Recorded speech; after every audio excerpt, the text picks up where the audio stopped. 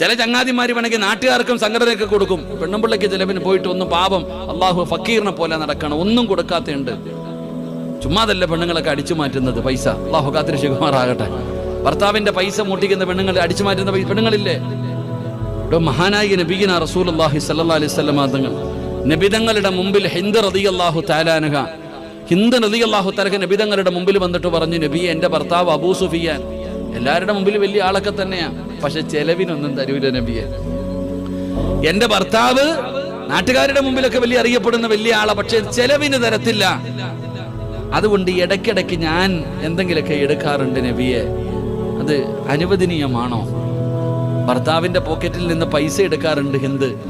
അപ്പൊ അത് അനുവാദം ഉള്ളതാണോ, പാപമാണോ, അതോ മോഷണമാണോ, അത് അനുവാദം ഉള്ളതാണോ എന്ന് അറിയാൻ വേണ്ടി മസ്തല ചോദിച്ചു. നബി തങ്ങൾ മസ്തല പറഞ്ഞു കൊടുത്തു. അള്ളാഹു നമുക്ക് ഈമാൻ നൽകുമാറാകട്ടെ. ഞാൻ പറഞ്ഞു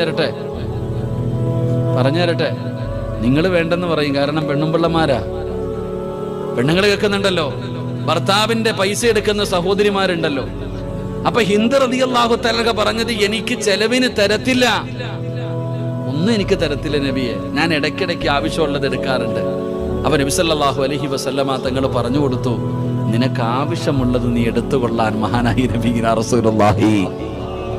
അവിടെ ഒരു വെട്ടുണ്ട്, ആവശ്യമുള്ളതേ എടുക്കാവൂ. ഭർത്താവിനെ എത്തീങ്ങാനേലാക്കി വെക്കരുത്.